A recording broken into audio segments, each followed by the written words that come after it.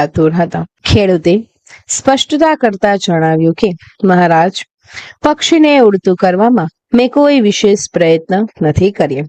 પક્ષી સતત એક જ ડાળ પર બેસી રહેતું, આથી એ ડાળ સાથે એને વળગણ થઈ ગયું હતું. મેં એ ડાળ જ કપાવી નાખી જે ડાળ પર એ બેસી રહેતું. હવે એની પાસે ઉડવા સિવાય બીજો કોઈ જ વિકલ્પ હતો નહીં.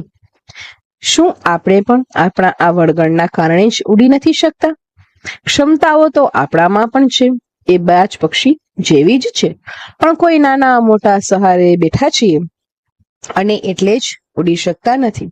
તમે સમાજમાં આવા કેટલાય લોકોને જોયા હશે જે એની સહારા રૂપે ડાળીને કાપાવાની સાથે જ સફળતાના આકાશમાં મસ્તીથી ઉડતા હોય છે. તો તમે તમારી ડાળ ક્યારે કાપવાના છો અને સફળતાના આકાશમાં ઊંચે ઉડવાના છો? તે મને જરૂર જણાવજો.